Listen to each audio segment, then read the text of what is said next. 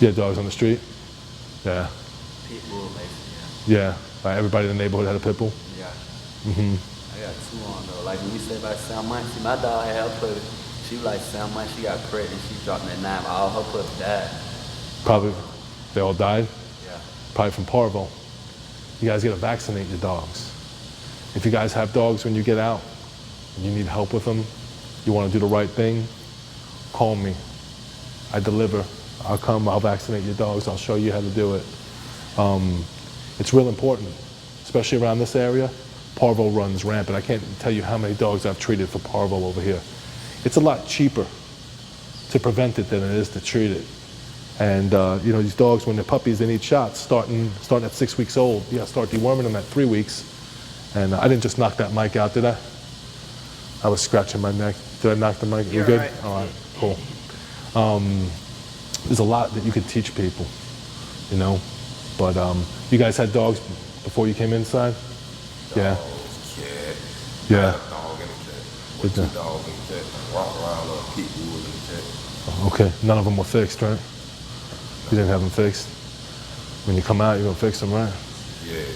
Call me, I'll fix them for you, you won't have to pay for it. Yeah, but I mean, it's real important. The other thing is people don't realize, they put a dog on a chain.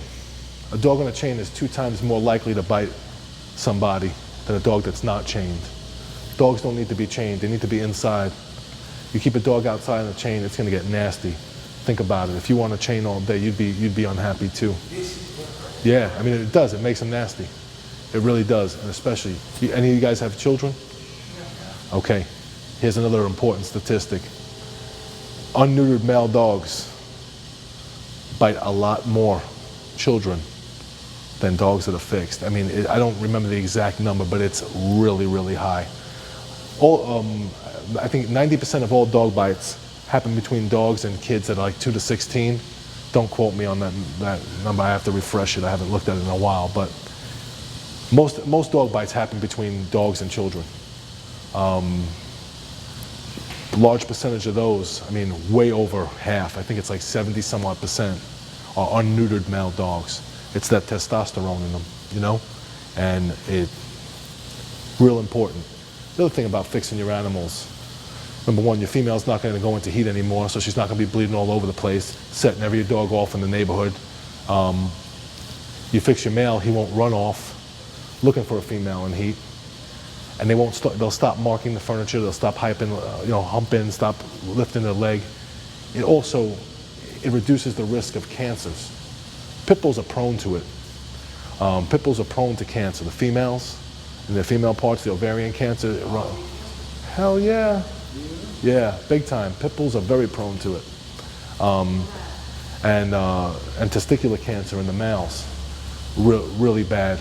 I just saw one guy came to me, he's like, can you help my dog? Dog had a tumor like that on its testicle. Yeah, I helped him, I put his dog to sleep. There was nothing we could do. There's nothing we can do. So you got seen the dog was in the hood and this sack that was swole all the way up. It was swole. I thought somebody had beat him or shot him with a BB gun. No, probably. I mean, I don't know. I'd have to see it, and like I'm not a veterinarian, but yeah, most likely it probably is, you know. But very important. You got to care for these dogs. You got to, if you have dogs, you got to get them their shots. You got to get them fixed, and you got to teach people. If you don't teach people, man, it's just going to get worse and worse. And there's going to come a day where they're just going to take these dogs away. They did it in a couple of states. Miami, pit bulls are illegal in Miami, in the city of Miami. Denver, Colorado, pit bulls are illegal. You know what they did over there? Basically, before they made them illegal, they made people register pit bulls. So good family-owned dogs that never did anything to anybody. They belong to children.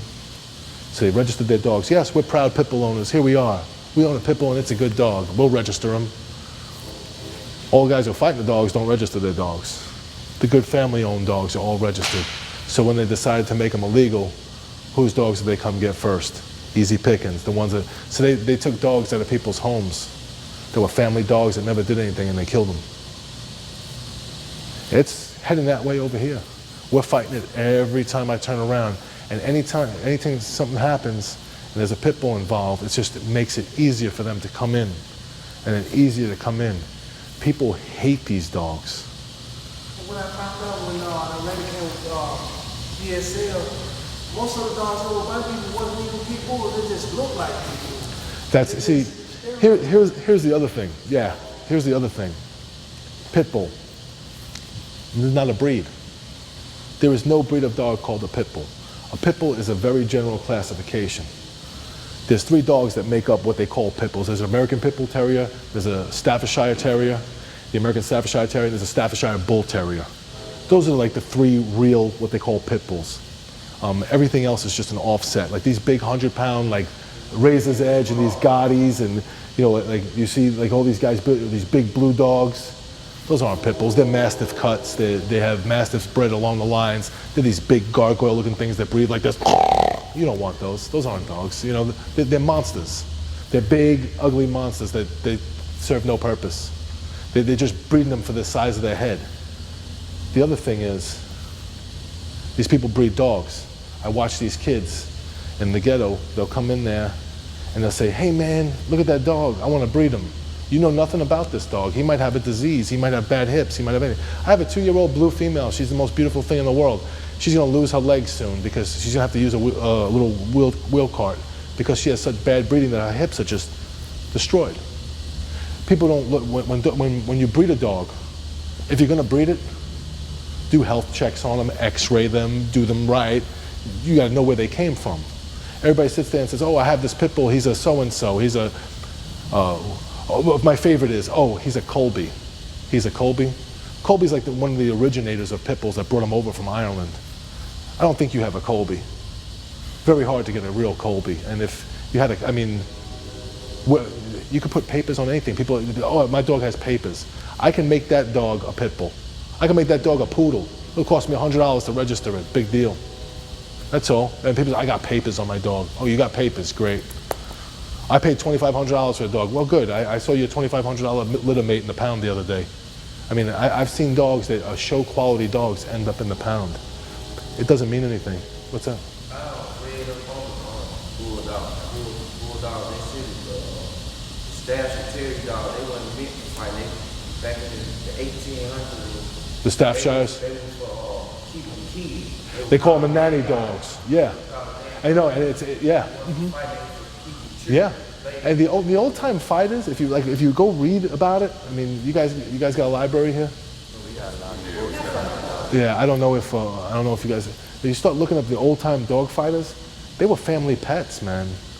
It was a much different sport back then. I'm not condoning it, but it was a much different. These guys slept with their animals. They loved their animals in a weird, sick way. They fought their animals, but they loved their animals. It's a lot different than this. Big people, like you said, they are small. Like Small. You ever watch Little Rascals? Yeah. Petey was a pit bull. Yeah, he was a pit bull. You look at the RCA dog on RCA Electronics. Yeah.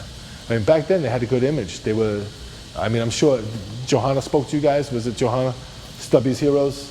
Stubby, you ever hear about Stubby? The most decorated war dog was a pit bull. And now, the ironic thing is they're not even allowed on army bases anymore. If you're in the army, you can't have a pit bull. It's sad. But, you know, people love to jump on the bandwagon. And it's like when I was on Nancy Grace the other night, they cut it off. They didn't even let it play. But I asked her, I said, "What's your personal experience with the pit bull? Have you ever been around one? What are you formulating your opinion on?"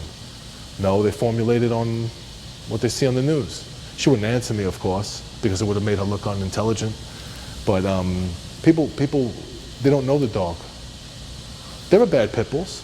And there's a downside to pit bulls. I love pit bulls more than anything. You know, I mean, look, it's tattooed on my hands. It says "Save Pits." My whole back is tattooed as a pit bull with angel wings. This is my life. I love these dogs. But I'll tell you right now, they have a downside. They're not for everybody. These dogs are machines. Like you have a little lab, that's a high school athlete. That's a professional. Big difference. The tenacity and the resiliency in these dogs, I mean, they'll go forever. And they will, when they fight, they fight. I mean, it's bad.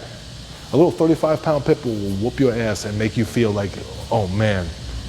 I've had dog fights at my house. We've all had them. You know, you have multiple dogs, it's going to happen. I'm a big dude. I've been around the block. I've gotten my ass handed to me. you know, with 2, 3 dogs going at it. I mean, you better be in shape, and you better, you know, they're not for everybody. And that's the other thing is, like, if you're gonna own them, you better own them the right way. Like I tell people, everybody says, oh, in the wrong hands. Let me tell you about the wrong hands. A gun in the wrong hands is dangerous. I carry a gun, okay, wherever I go. A gun is, right? The gun's not dangerous. The gun's not gonna go, oh, I'm dangerous with the gun. It's the human that's dangerous. Pit bull. Problems on the other end of the leash. It's not the dog, it's the human. Even if you have a reactive dog or you have anything, but you need to be a responsible owner. You need to have a proper leash on that dog. You don't take your dog. I won't go to a dog park with one of my dogs. My dog will be the best behaved dog in the world. I am not going to set foot in there. Because let's say my dog is in there and somebody else's dog jumps on my dog and they get into a fight. Who's at fault? Big tough white guy with a shaved head, a long beard and tattoos, and his pit bull, right? Sometimes like I walk my dog and I'm walking out in like Marietta Square or something, I'm just going to get a cup of coffee and people cross the street. I have to ask myself, are they crossing the street for me or is it for the dog? Who are they crossing the street for? But you know what I'm saying? You guys got to be responsible. Anything in the wrong hands is dangerous. What's even more dangerous than a pit bull in the wrong hands or a gun in the wrong hands is a child in the wrong hands. Because that child grows up to have the wrong hands. You know, sometimes people, like I tell, you shouldn't have dogs. You shouldn't have children. I wish we could neuter people. I'd run around shooting them with the neuter dart. You know? I mean, really, it's the people that are the problem. They're ruining the breed. They're breeding these dogs with dogs that they don't know anything about. They're making these dogs crazy. People don't realize fighting dogs. If you ever make it out to my house, if you fly right and you ever come out to my house, I have a lot of game-bred fighting dogs that I've rescued from fighting raids. As much as they wanted to fight other animals, they want to love you twice as much. The most lovable dogs I have are fighting dogs. I mean, they love you with such tenacity. They just want to be inside of you. They can't get close enough to you. They're so eager to please you. But use them the wrong way.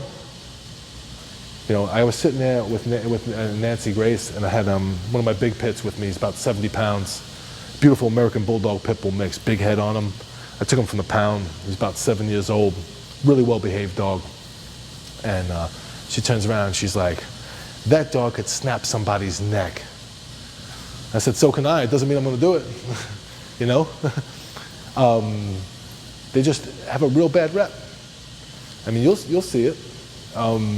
If you guys go outside and you guys get out and you have a dog and you walk into society with a pit bull, people are going to look at you, man. I mean, people look at you, right, because your face is tattooed, right? How long ago did you tattoo your face? 30 years old. Yeah, how old are you? 19. Call me, we'll laser it when you get off. See, I'm 40 years old. I'm done. I'm doing what I'm going to do. If you want, my friend owns a tattoo shop. I'll pay to laser that off so you can get a job, man. No one's going to give you a job with that.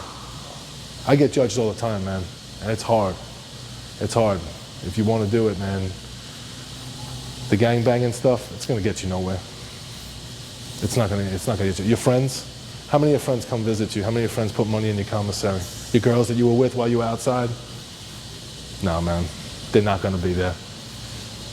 You know what they tell you? You find out where your friends are, right? Go to the hospital, go to jail. They'll find out who your friends are. When the shit hits the fan, people are going to disappear on you. Those dogs will be there for you forever.